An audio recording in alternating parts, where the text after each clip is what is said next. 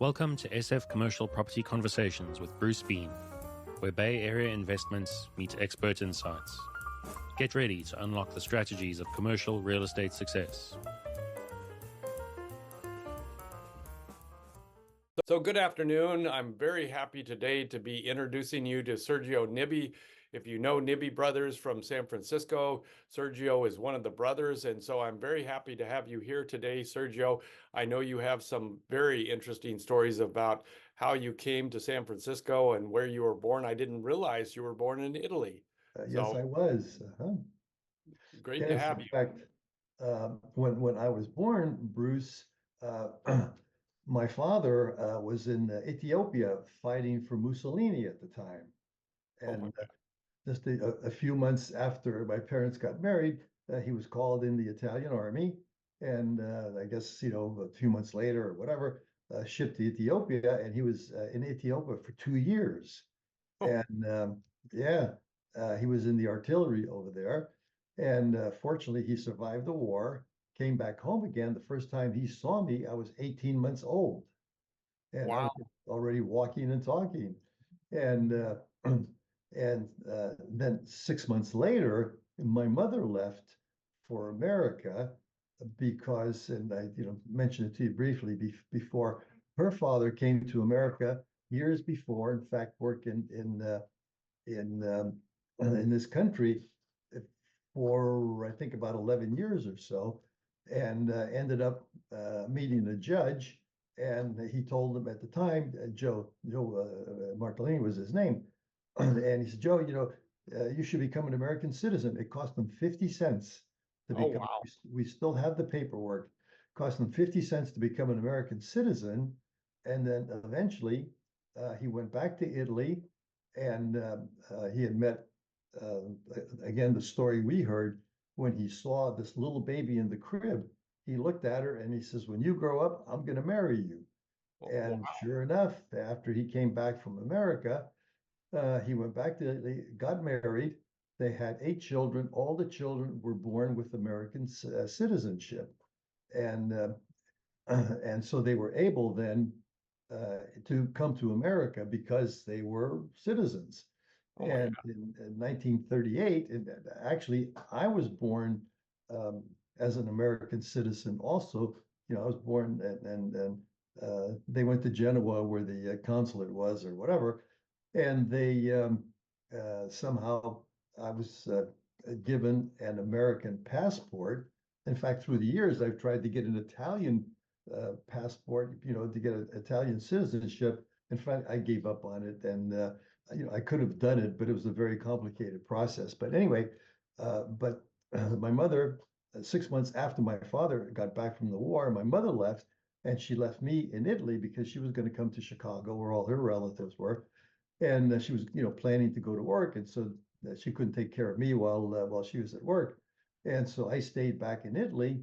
And 6 months later, then my father and I left for America because she had to come to Chicago, do all the paperwork to get my father to come to Chicago because he was not a citizen.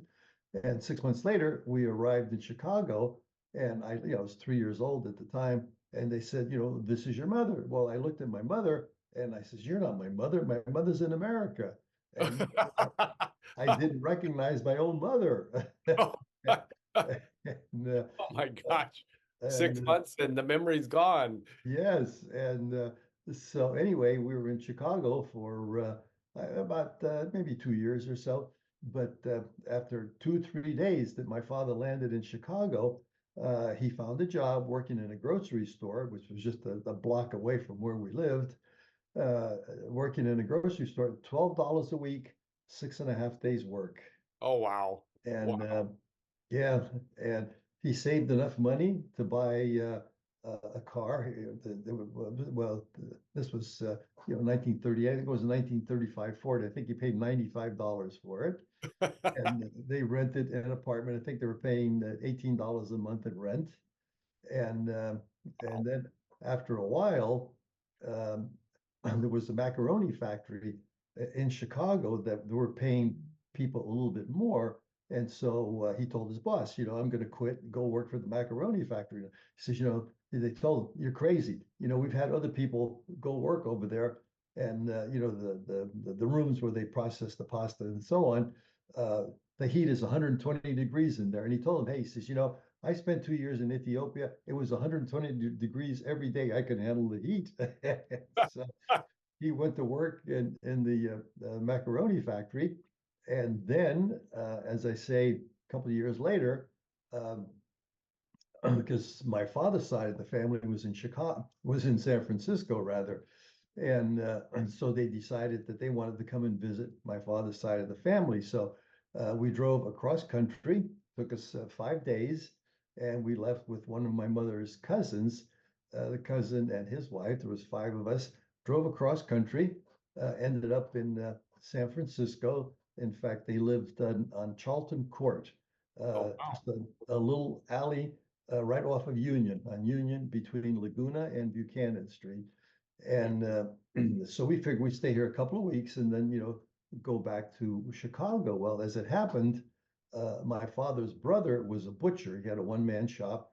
He was a butcher, and somehow he knew this contractor in town and happened to mention to him that, his brother was here. And make a long story short, my father was offered a job as a carpenter. That's what he was, a cabinet maker in Italy. Oh, And so he decided to stay. Well, my mother went ballistic because her entire family was in Chicago. And, the cousin and his wife drove back to Chicago, and we ended up staying in San Francisco, and here we are. And wow. been here ever since. And shortly after that, Second World War started. And 6 months or whatever time, I started grammar school. And it was my aunt that brought me there because she spoke English. I went to St. Vincent de Paul Grammar School, which was on Green and Fillmore Street. Started grammar school, and after 3 or 4 days that I was there, nun walks in the room, takes me by the hand, brought me downstairs to the cafeteria. That's where they called it pre-primary in those days. It was kindergarten, because I could not speak when I started grammar school. I could not speak a single word of English, not a word Oh, of English. wow.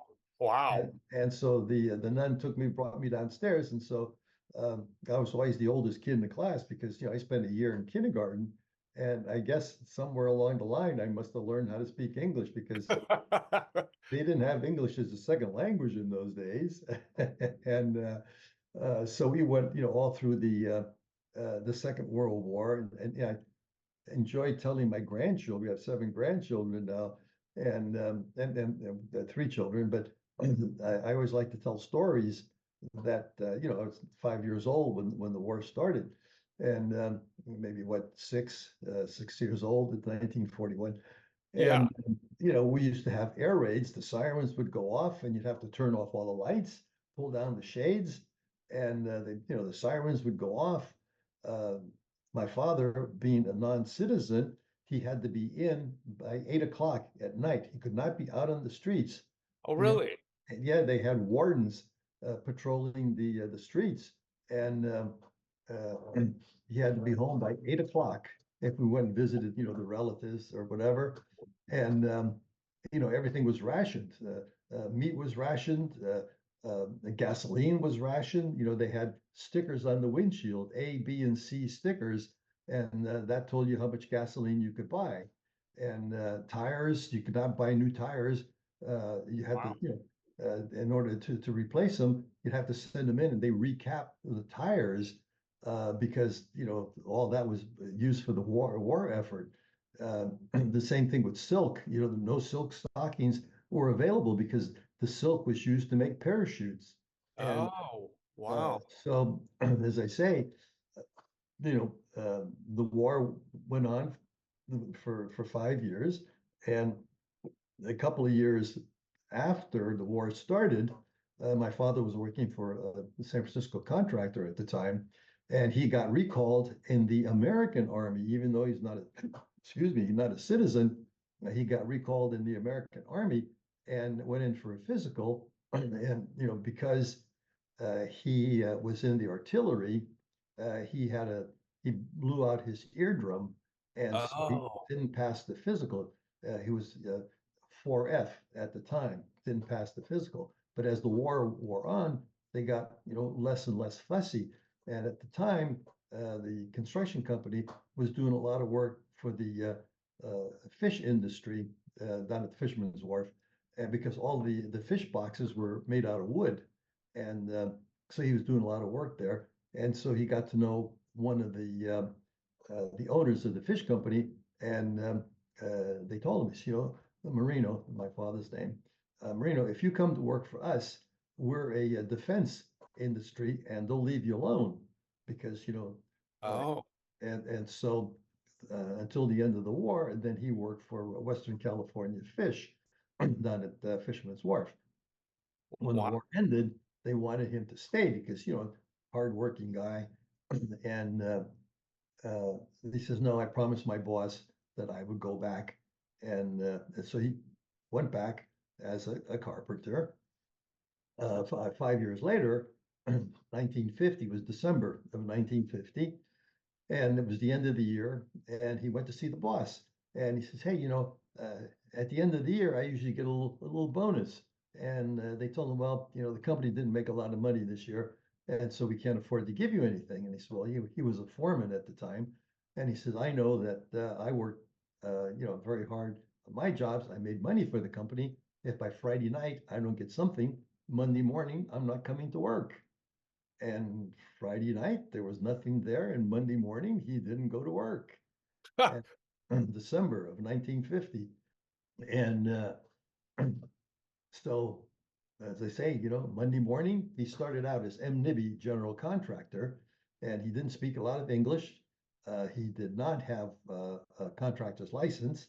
He'd had he didn't have $200 to his name, and at the time, Bruce, I had $126 in my savings account that people give you, for Christmas and birthdays and so on.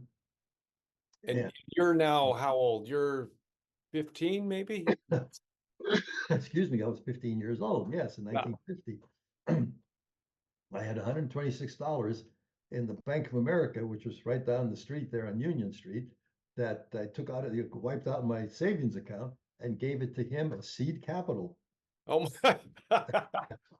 You, And Bruce, the worst thing of all, they never paid me back in all those years. you never got your money back. Never got my money back. You better And talk to Larry and you tell him you need your money back yeah, now. exactly. And so anyway, he was on his own, and about maybe 6 months or a year later, um, his brother, who was the butcher, and he was, a businessman. He had a one-man shop. They had a couple of dollars in the bank. So they started talking, and he says, you've been in business, you know how to run a business. Why don't you come and, let's partner up, and I'll take care of the carpentry work, you take care of the business. So at that point, it became Nibbi Brothers. Oh, that's interesting. I thought you and Larry were the brothers, but No, it was no, no. father and his brother. Yeah, became Nibbi Brothers. And in fact, I still have a photograph of the two of them standing out in front of our woodworking shop. At the time, they both, had a pair of overalls on, and that went on for maybe less than a year. But my uncle Pete was used to getting up, going to work at 9 o'clock in the morning, and my father used to get up at 5 o'clock in the morning, and so after a while, they decided that this is not working, and so they broke up the partnership. And my Uncle Pete went back to being a butcher. My father says, "I'm not going to change the name of the company now." And so it was always, Marino Nibbi doing business as Nibbi Brothers. Aha. And that's how it happened, and that's how it still is. And so and then just before, yeah, just before the my wife will get that. Just before, um, right after he started off on his own, he bought a house in the Excelsior district out in Edinburgh in Brazil. He paid $8,000 for it, and that was big money in those days. Oh, yeah. And after a year or so, he bought a piece of property on 17th in Arkansas that uh, had a two-car garage, and so that became his first woodworking shop. In fact, we still have the building that's rented now. Oh, wow. And yeah, and it was in 1950 that I graduated from grammar school, and all my friends would go to, most of them to St. Ignatius, a couple of them to Sacred Heart. But then we moved out to the Excelsior, and I'd have to take two different buses. It'd take me an hour to get to SI or SH. And Reardon had just opened just the year before. And so I says, well, I'm in the neighborhood. And so I started Reardon. And when I started in 1950, that was the first full 4 year of Oh, the really? with the first 4 year graduates at Wow. the school. And so went there for the 4 years. And in my senior year in 1950, uh, time to decide if you want to go to college or what you want to do. And so at the time, I applied to St. Mary's College, and I was accepted at St. Mary's College in pre-med, because at Oh, the wow. time, my thought was that I wanted to be a doctor. I wanted to be a pediatric surgeon. And so by the time we graduated, my father had started uh, a new job, and what actually was 1954. I'm sorry, 1954 is when I graduated from high school. He had started a new job from the ground up, the 2,500 square foot building out on Terraville Street. It was a small supermarket, and so I started working for him that summer. And just the day I finished school is the day he started the construction there. And so I worked for him for the summer, and I said, this is kind of interesting work. I'm really enjoying this. And I found out that at City College, they had a course. It was a construction management course, but in those days they called it building and contracting. And so I said, well, I'm going to give it a try and see, what I think of it. Well, I started at City College, and I really loved it. I mean, I still have some of the original drawings that I did. Wow. And, I took the surveying courses and some engineering courses, and of course, a lot of architectural drawing. And I finished it was a 2 year course at City College. I finished the 2 year course, and I said, well, I think now I want to go into architecture. And but in order to go to UC Berkeley, I needed 60 units of undergraduate. A lot of the classes I took at City College were not Cal parallel courses, so I needed like another 15 units or so. So I stuck around for another year at City College, and I was there, for 3 years at a 2 year school, and I got the 60 units that I needed. But by that time, my father had by that time he had like 3 or 4 carpenters working. And I said, if I go to UC Berkeley now, it's going to take me another, 2, 3 years to become an architect. And then you got to work for an architect for, 3 or 4 years in order to qualify for your license. And I said, you know what? I'm just going to take my chances. So I can always hire as much architect that I'll ever be.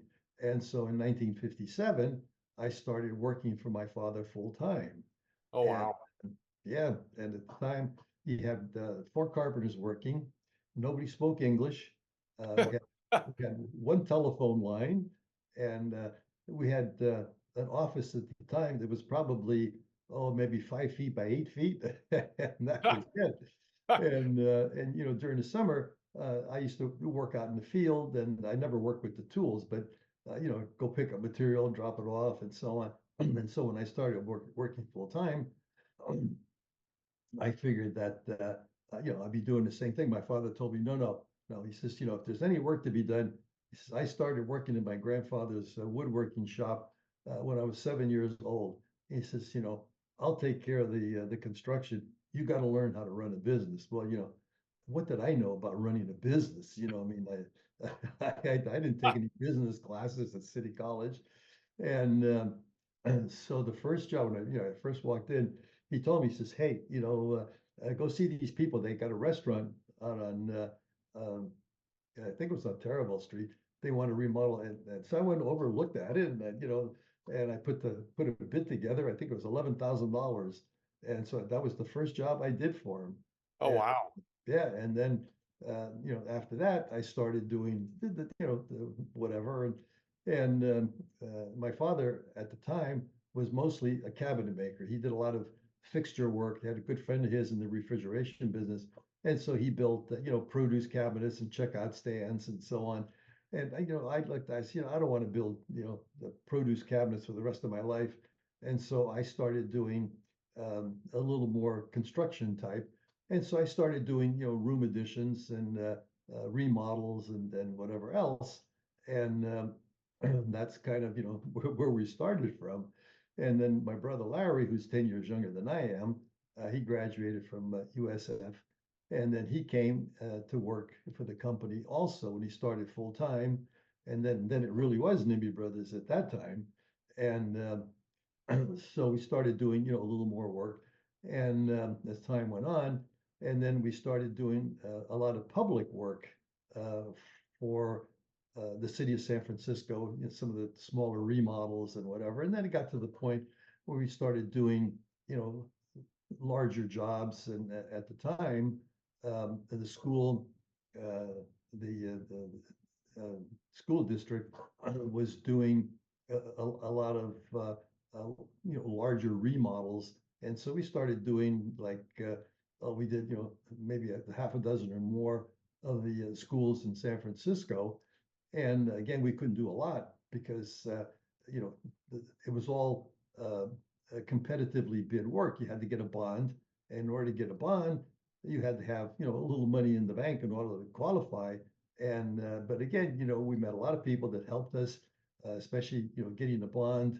And the one thing, Bruce, we've had a lot of people that helped us through the years.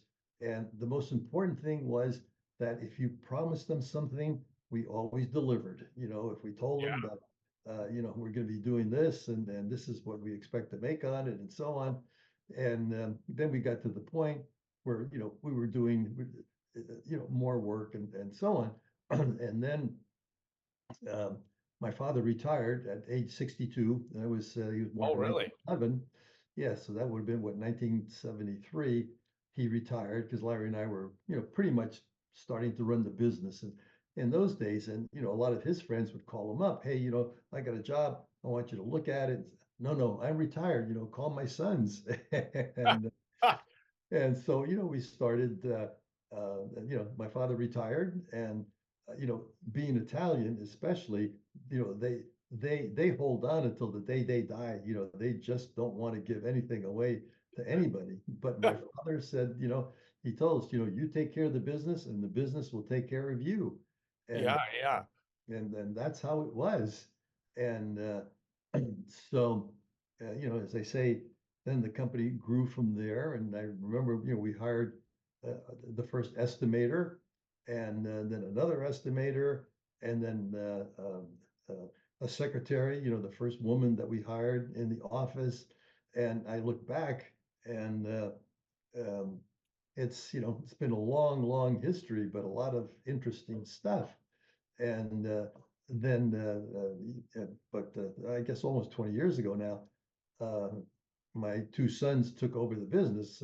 My oldest son, Bob, he graduated from Stanford with a master's degree in construction management. Oh, wow. And he went back east for 3 years and got married. Again, his wife graduated from Stanford at the same time that he did. Oh, really? She started law school, and so she went back to law school back east, and he went back and worked for another contractor and back there. And when she finished, then he came back to work for the company, and that was absolutely, the happiest day in my father's life when Bob started working full time. And my father was still at the office and in and out in those days. And every day he'd come in. Did you put his name on the checkbook yet? No, Dad, don't worry about it. He just got here. Call up the bank and put his name on the checkbook. And And so, as I say, then, and then eventually Larry and I then sold the company to my two sons, and Nibbi Brothers Inc. Then it became a joint venture between the old construction company and the new one. Oh, Because the old construction company was Nibbi Brothers Inc. And then in between, it was Nibbi Brothers Associates. And now it's Nibbi Brothers, uh, yeah, Nibbi Brothers Associates. Anyway, there was an in-between company there. And so now, for many years, they've owned the company. And as I say, what started out with 4 or 5 guys on the payroll, right now the company's got over 300 employees. wow. In fact, I was talking to my son, well, a couple of years ago when they had the meetings on Zoom calls. We couldn't get the people into the office because of the pandemic, and I don't want to say anything during the Zoom meeting, but I called them. After the meeting, and I said, Bob, I want to tell you something. I said, I can remember the first year in the history of the company. I says, it was the biggest year in the history of the company. I said it was either 1969 or 1970. And I says, we did $1 million volume in 1 year. And Uh-huh. now you guys do it in 4 hours. And these are facts. These are facts that are out there, because in the trade journals, they always have, all the different companies and what they do, whether family businesses or the volume that they do. And just a couple of weeks ago, I got, the latest edition of um, um, the newspaper, and they list, all the different contractors, and we were, I forget what number we were, 12th or 3rd or 14th largest contractor in the Bay Area. And it showed that last year, Nibbi Brothers had done $452 million in volume. Wow. Wow. So, I kid about the fact now that when I go to the office, because I like to go over there, and I still have an office, and I go in, and people ask me why do you go? Well, there's so many nice young people. There's so much energy. And I says, but when I go to the office now, I always wear a name tag because they have no idea who I They don't know. They don't know you. Oh, well. But along the way, you also started buying some properties. am. Yes, way back when, I think the first piece, again, another story behind it. This was 2 years before we got married, and I got married in 1960. So, 2 years before, we had a carpenter working for us. His name was Eugene Pucci, and his daughter uh, uh, lived in Millbrae. And so he told me one day, he says, I'm looking to buy a piece of property, a duplex lot in Millbrae, because we want to build a duplex. So he lived down on Greenwood Street, down the marina. And he says, I want to build a duplex so I can, my daughter and I can, and her family can live in the duplex. And at the time, the lots you'll enjoy this, Bruce, but at the time, the lots in Millbrae were selling for about $15,000 a piece. For a lot. Oh boy. And Yeah. so, Pucci introduced me to a broker that he was working with. And in fact, his office is still on right there on El Camino. And Tony Rossi was his name. And so we started talking to him. He was showing me, a couple of different properties. Then he called one day and he said, hey, the phone company's got a piece of property on, I think it was on Poplar Avenue in Millbrae. And he says, it's for sale, and you can make 2 units out of it. And he said, they only want, I think, $13,000 for it. It was a building on the site. And so I went and looked at it, and I said, hey, this is great. So I talked Pucci into buying it, and I said, we can convert it into 2 units, and save a couple $1,000s in the process. And so we bought it, and then in those days, I was already doing drawings and things, and so I did a drawing of the partial 2-story building, and it was owned by AT&T, and it was a vacant building, and so we converted it in the 2 units. And in fact, I still drive by every once in a while. It's still there.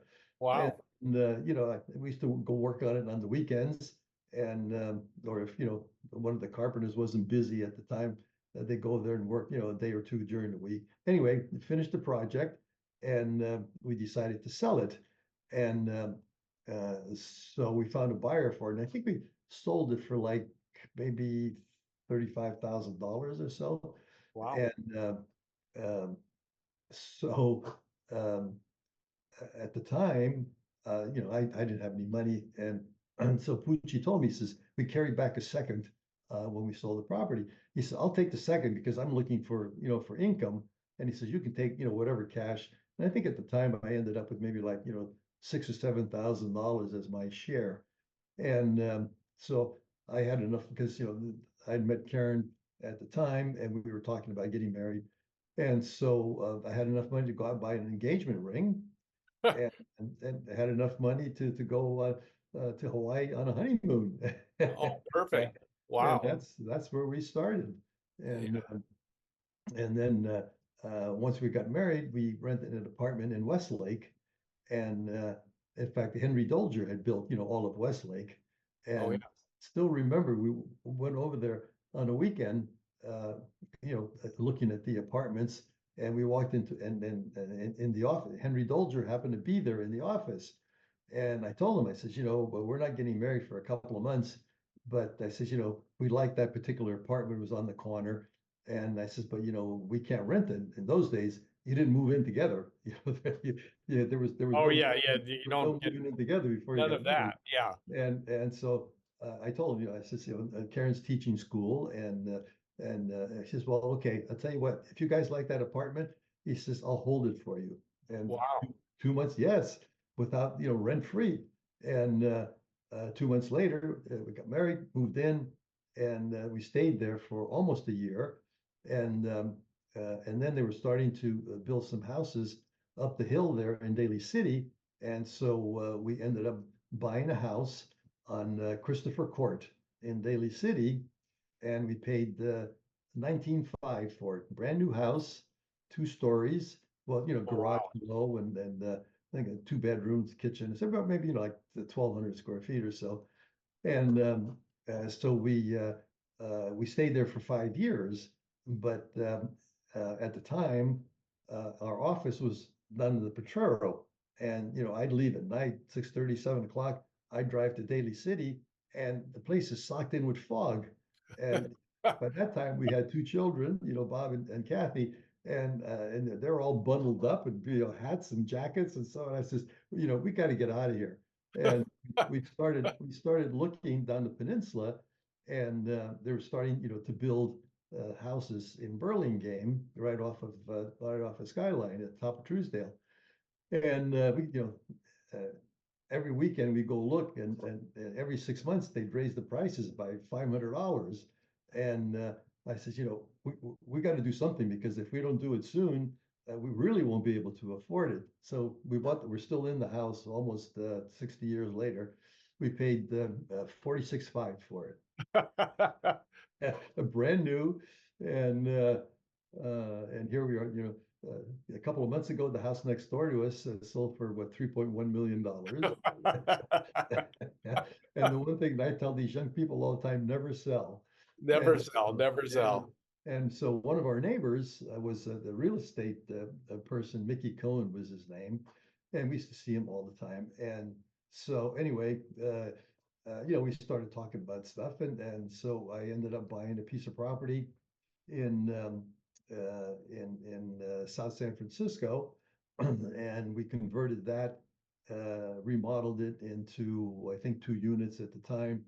Sold that, bought another piece of property on Grant Avenue, and ended up, I think it was like a 10 or 12 unit building that we Oh, ended up really? in that. And then we ended up buying another piece in South City again, and we sold that one. And then because our office was down at Potrero in 17th and Arkansas, and so we ended up buying stuff in the area, and again, never sell. I get calls all the time from people, and my stock answer is, I'm Italian, I never sell anything. And so, everything had a story behind it, because we never had enough money to go out and buy anything, but everything had a story behind it. And, we own a piece of property on Russia and London Street in San Francisco. And at the time, we were doing work for the phone company downtown. And it was like, 10 o'clock in the morning. This guy, Bob Jones, I still remember his name. He comes walking in there. Look at it, 10 o'clock in the morning. He says, I've already sold a piece of property. I said, really, Bob, where is it? And because, we lived out in the Excelsior, and it was about 8 or 10 blocks away from where we lived. And I told him, I said, hey, if you ever have another one like that, I might be interested in looking at it myself. He said, well, make me a better offer. I said, what'd you sell it for? He said, 100,000. I said, okay, I'll give you 105. He said, okay, it's yours. And I thought about it after. I'm sure he didn't have an offer on it. He just threw a number out there. And so I ended up buying it, and we converted it to 17 units. We still own the property there. And I don't have to tell you what it's worth today. And then, again, other properties close to our office. We have, a piece of property in 10 Arkansas, one in 1 Arkansas, one across the street, another one up the street, because again, they're, all things that came to us. Everything has a story behind it. And we remodeled it.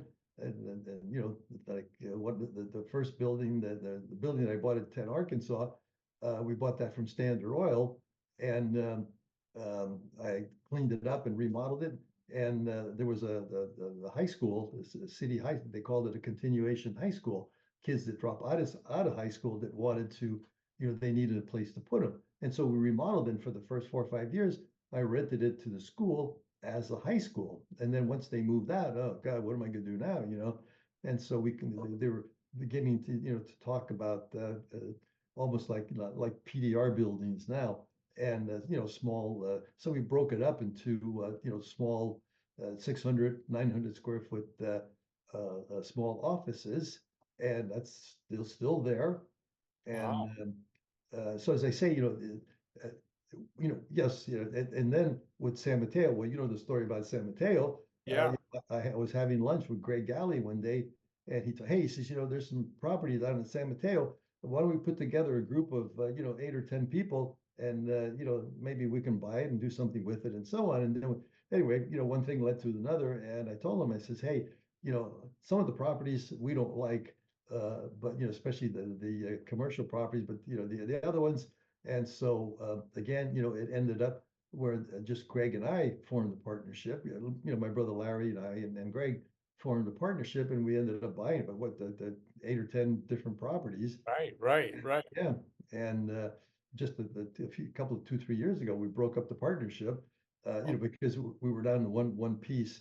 And but as I say, everything's got a story behind it.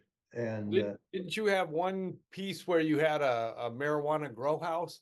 yes, and in fact, on Gerald Avenue in San Francisco. And did we have another one? I think that was we had.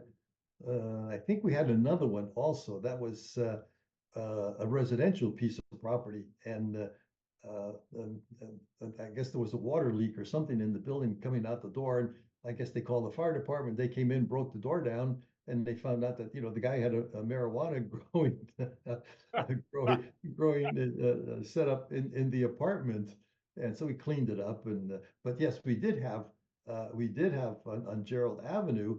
The fellow looked at this is I really like the building. I want to rent it and so on. And he was in whatever he was doing at the time, and so he moved in, and everything was fine. And then about a year later, got a phone call from the police department. Have somebody there to replace the door because we're going to break in tomorrow. And so they broke in, and it was like the 10 or 12,000 square foot warehouse. And they had weed growing all over the place, and magazines, and the buckets full of coins and so on. And so they cleaned the place out. And ironically, it was rented to the police department. They needed a Oh, building to ha, store cars that they take off the street and so on, and they repossess the cars. And so they were there for quite a while, and then eventually they moved out. And then after that, I rented it to a legitimate marijuana growing oh, operation. The guy was there until about a year ago, and um, because the property when we bought it, there was a mill, a lumber oh, I see. was Yeah. in there, and they had this large electrical service, and was I think 1600 amp three-phase service. And so the guy looked at it. Well, he says, I'm going to put all these grow lights and all the rest. It's perfect for me. So he rented it.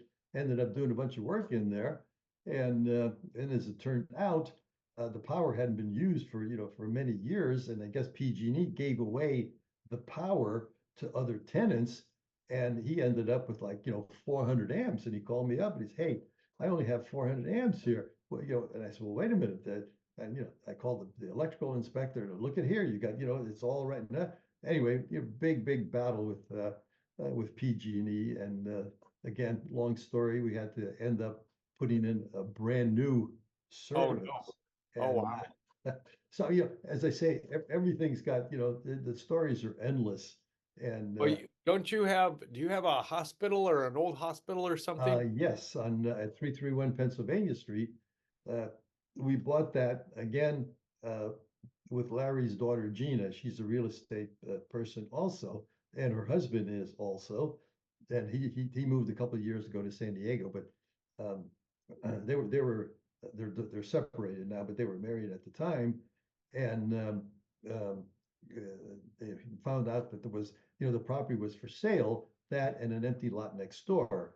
And so the four of us formed a partnership, and we built the building next door, and a beautiful building, and ended up there was two condos, and we ended up selling those, and then we were going to remodel the hospital building. The hospital built when we bought it, it was over 100 years old. It was built by the um, what do you call Iron Workers Union. Oh, really? It was a Oh, wow. hospital for the iron workers at the time, Hmm. and then when the Second World War, when the Second World War came along, uh, Kaiser took it over, and they kept it for years through the war, and then eventually they stopped using it, and there was a local doctor in the neighborhood that ended up buying it and converted it to a convalescent home. And Oh, when we bought it, he was 95 years old when he ended up selling it, and so we ended up buying it, and it took us, I don't know, 2 or 3 years to get permits for it and all the rest. And then we decided, well, I think maybe we should sell it instead. And then I thought about it, and I talked to my brother Larry, and I says, a lot of the stuff we own is in the Potrero neighborhood, and it's such a beautiful building, and beautiful now. At the time, needed a lot of work.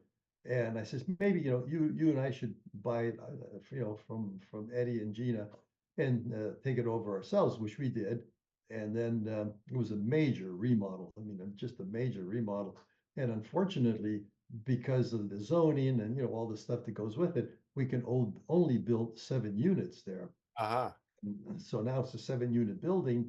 We finished it, and we put condo papers on it, thinking that we're going to sell it. But again, when it was finished, it turned out so nice. I mean, really beautiful. And again, Larry and I talked about it. Says, you know what? Let's just hold on to it and rent it. So now it's a rental, and just right behind the 280 freeway. And Oh, that's there. wow. But I think it's one of the nicest buildings in all the Potrero Hill right now. Yeah, Oh, as I say, everything's got a story behind it. yeah. Well, this is fascinating, very fascinating. So if, well, you've obviously written a few things, you've written a book, but we're going to try and get that published on Amazon now. And Amazon, yes. yeah, yeah. but they can email you and get a copy of it if they want, of your travels and so forth. You used to work for the Journal. What was the name of the That was the West Side Observer, the and West I Side? West Side Observer, and I wrote for them for 10 years. They For did 100 episodes, right? Or yeah, I did my 100th column, and then they decided that they were not going to do hard copy anymore and go digital. And in the transition, I thought, well, I've been doing this long enough, and so I took a break, and then haven't written for them since. Yeah. yeah, but you love writing. So anyway, well, this has been a very fascinating conversation. I love the fact that you spent this much time with us, and we look forward to talking to you again in the future. Absolutely. Thank you for your time. I really appreciate this. Yes. And when I write the book, you'll be the first one to get a copy of There we go. it. Okay, talk to you soon. I'm Thank going you to very end much. Okay. the recording. That's a wrap on today's journey through the SF commercial real estate scene. Ready to share your story? Visit sfcommercialconversations.com/guest. Your insights could lead the next conversation.